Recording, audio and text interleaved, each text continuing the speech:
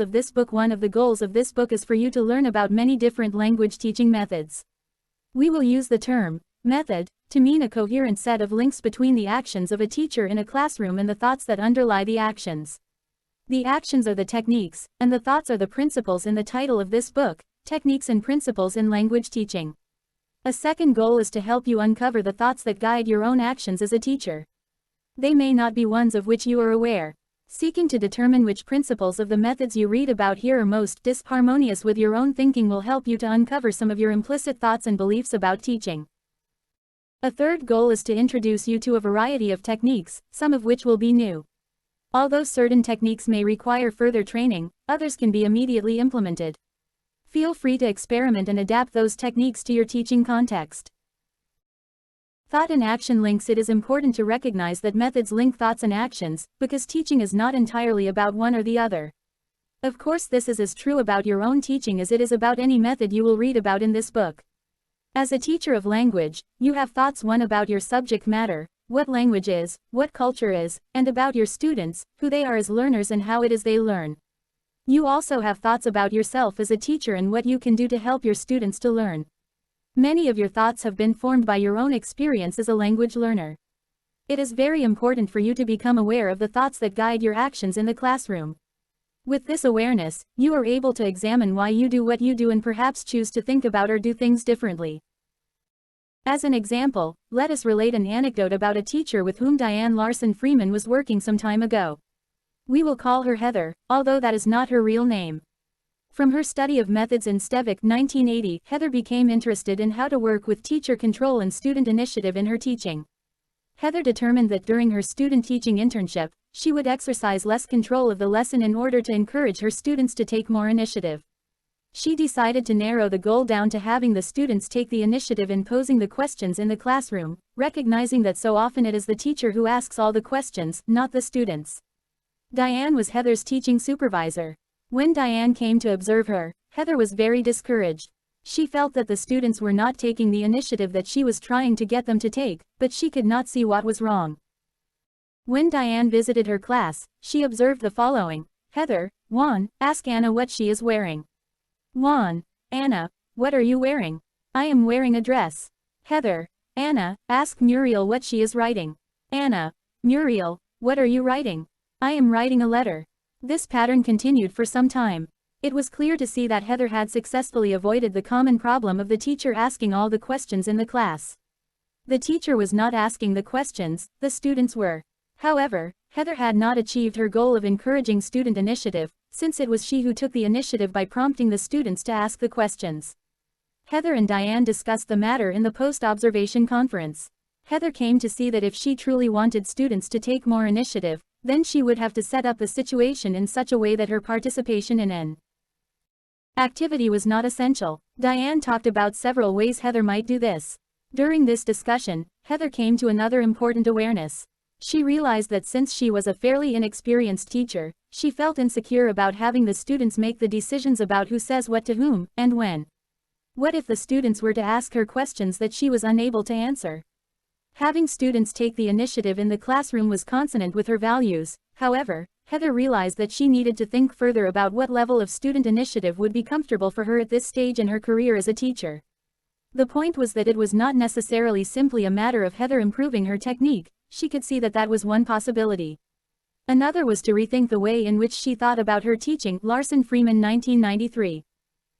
The links between thought and action were very important in Heather's teaching. She came to realize that when something was not going as she had intended, she could change her thought or she could change her action. Heather had an idea of what she wanted to accomplish, but the action she chose to carry it out did not achieve her purpose. When she examined her intentions more clearly, she saw that she was not yet ready to have her students take complete initiative in the lesson. So for now, the thinking underlying her approach had to change. A coherent set. Returning to the methods in this book, we will see that it is the link between thoughts and actions that is common to them all. But there is another way in which links are made in methods, and that is the connection between one thought and action link and another. A method is a coherent set of such links. Methods are coherent in the sense that there should be some theoretical or philosophical compatibility among the links.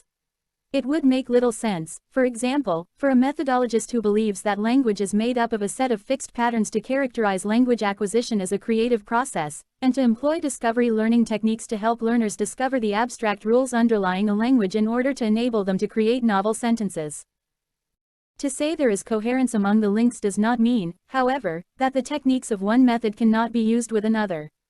The techniques may look very different in practice, though, if the thoughts behind them differ. For example, Stevick 1993 has shown that the simple technique of using a picture to provide a context for a dialogue that the students are supposed to learn can lead to very different conclusions about teaching and learning depending on how the technique is managed. If the students first look at the picture, close their eyes while the teacher reads the dialogue, and then repeat the dialogue bit by bit after the teacher, repeating until they have learned it fluently and flawlessly, the students could infer that it is the teacher who is the provider of all language and its meaning in the classroom.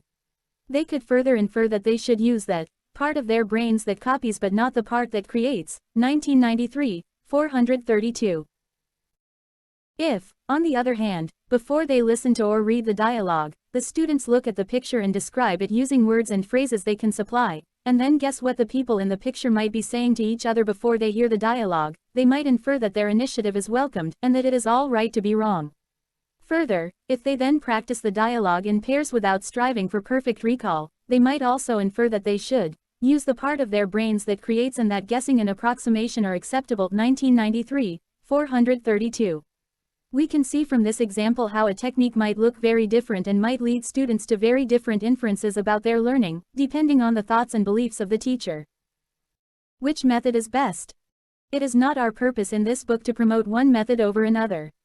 Thus, from our perspective, it is not a question of choosing between intact methods, nor should the presence of any method in this book be construed as an endorsement by us. Our agnostic stance will no doubt irritate some of our readers. However, like Prabhu 1990, we do not believe that there is a single best method. Further, it is not our purpose to have you sift through the methods presented here in order to choose the one with which you feel the most philosophically in tune. Instead, it is intended that you will use what is here as a way to make explicit your own beliefs about the teaching-learning process, beliefs based upon your experience and your professional training, including the research you know about. Unless you become clear about your beliefs, you will continue to make decisions that are conditioned rather than conscious. Engaging with the professional beliefs of others in an ongoing manner is also important for keeping your teaching practice alive. Furthermore, if the teacher engages in classroom activity with a sense of intellectual excitement, there is at least a fair probability that learners will begin to participate in the excitement and to perceive classroom lessons mainly as learning events, as experiences of growth for themselves. Prabhu 1992, 239. As time passes, new methods are created and others fall into disfavor. Rajagopalan 2007 has observed that teachers experience methods fatigue with the continual coming and going of methodological fashions. This has not been our experience, however. Our experience is that teachers always want to know what is new. They know that teaching is difficult work, and they are always searching for ways to make it more successful. It is also sometimes the case that methods are practices that fall into disfavor in one era or resurrected in another. For instance, for many years, teachers were told that they should never use the students' native language in the classroom, that they should never translate, even when all the students shared a language in common. The motivation for this advice was to maximize students' opportunities to use the language they were studying. Associated with the direct method, see Chapter 3, this admonition arose because its immediate predecessor, the grammar translation method Chapter 2, made abundant use of translation, as the name suggests, but it did not prepare students to communicate in the language of instruction. However, these days such absolute proscriptions to avoid use of the students' common language have come under attack. For instance, Cook 2010 suggests that such a proscription is isolationist and undermines the possibility for teachers and students to establish a relationship between languages. Further, he notes, it also violates the pedagogical principle of moving from the known, here the common language of the students, to the unknown, the language the students are learning. This principle is firmly embedded in community language learning, Chapter 7, which makes use of translation to establish meaning and correspondence between the languages. It should be clear, then, that some of the methods featured in this book are incompatible with others. Of course, it is not only the dynamics internal to the field that contribute to changing practices. There are factors external to the field that affect language teaching as well. For instance, population flows among countries of the world have increased multilingualism, Todeva and Senyoth 2009. Then, 2. The development and promotion of the Common European Framework, CEFR, Council of Europe 2001, has influenced thinking about language education.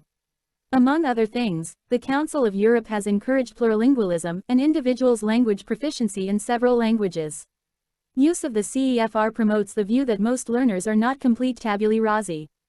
They already have some degree of competence in another language or languages, and teachers should take advantage of this. Paradovsky 2007. The ongoing development of technology is another of those external influences that has had a major impact in the field, and this is likely to increase in the future.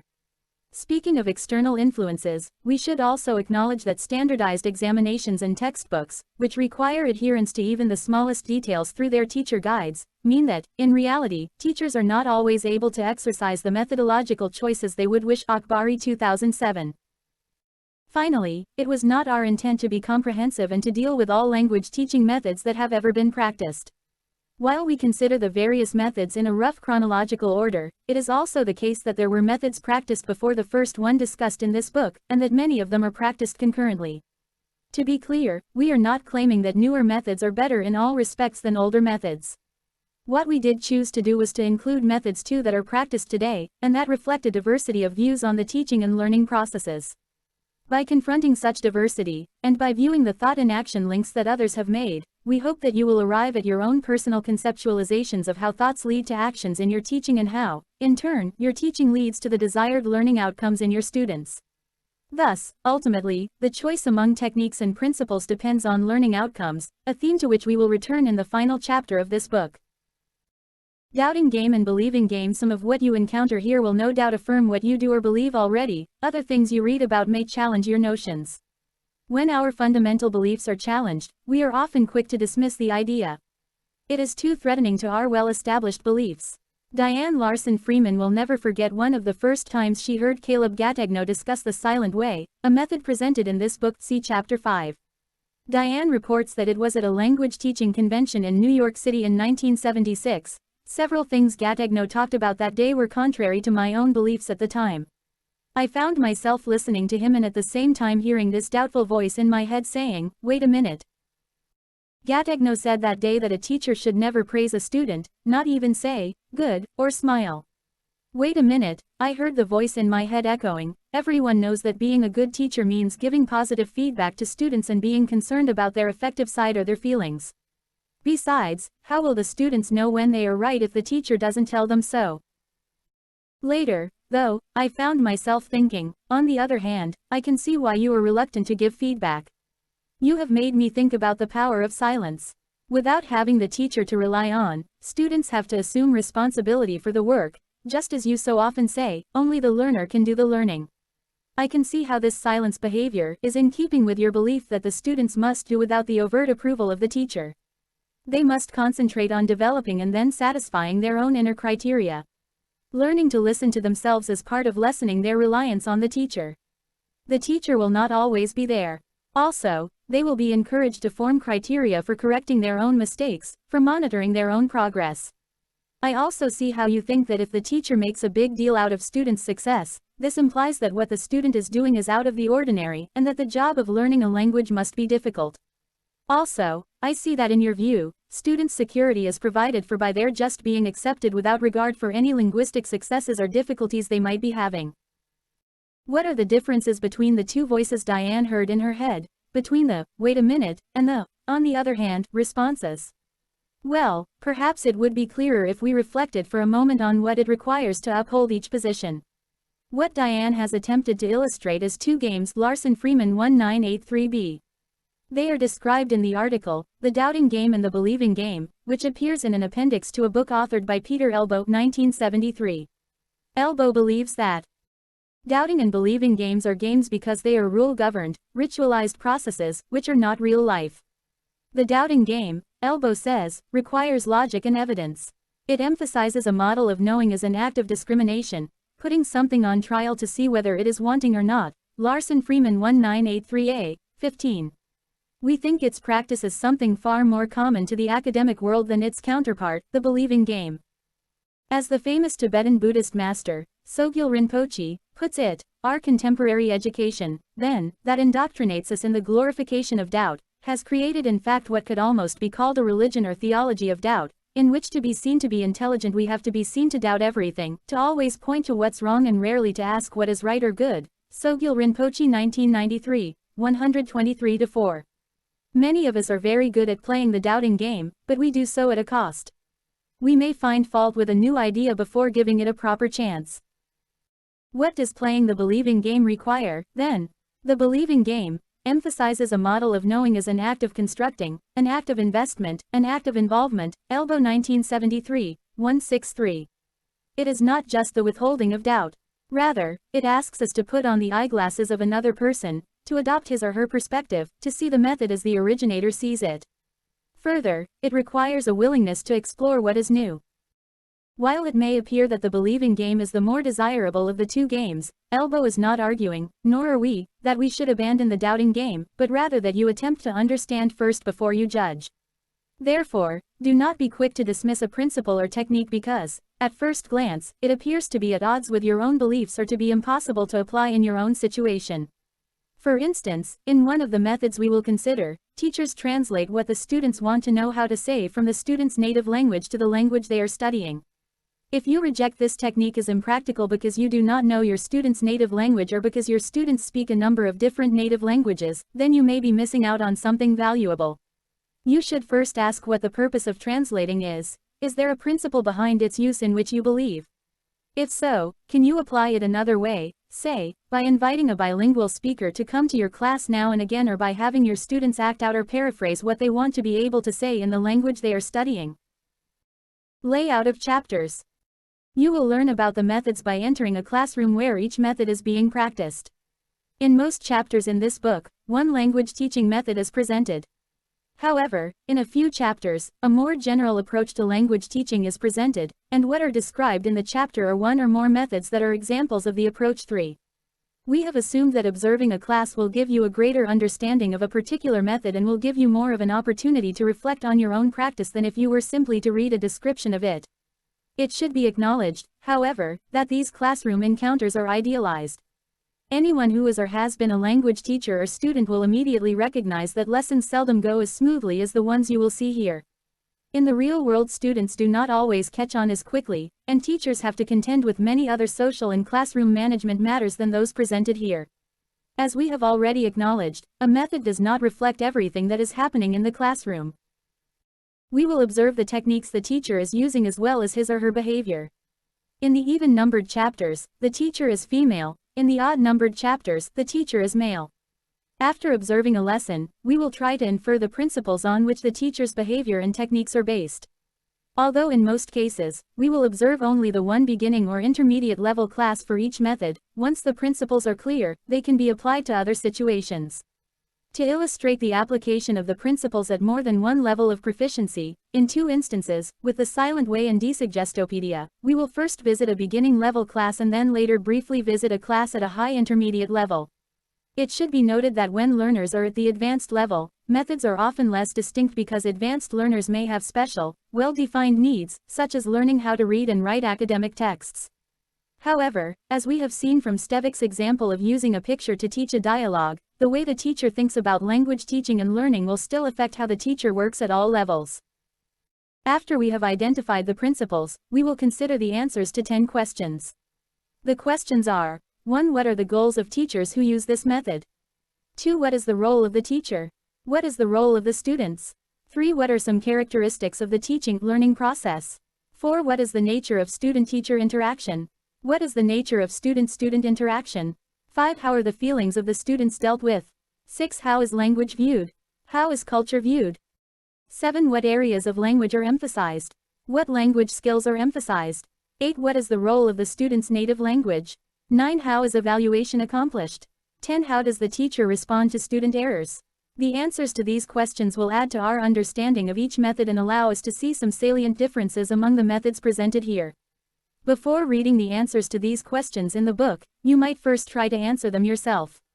This might increase your understanding of a method and give you practice with reflecting on an experience. Following these questions, the techniques we observed in the lesson will be reviewed and in some cases expanded, so that you can try to put them into practice if you wish. Indeed, as we mentioned earlier, another purpose of this book is to present a variety of techniques, some of which may be new to you, and to encourage you to experiment with them. We know that the more experienced a teacher is, the broader is his or her repertoire of techniques. Ahrens 2004. Presumably, such versatility allows a teacher to deal more effectively with the unique constellation of students with whom she or he is working at any one time. In the conclusion to each chapter, you will be asked to think about how all of this information can be of use to you in your teaching. It is you who have to view these methods through the filter of your own beliefs, needs, knowledge, and experience. By playing the believing game, it is our hope that no matter what your assessment of a particular method, you will not have reached it without first getting inside the method and looking out. We should note, though, that this book is not a substitute for actual training in a particular method, and specific training is advised for some of them. At the end of each chapter are two types of exercise.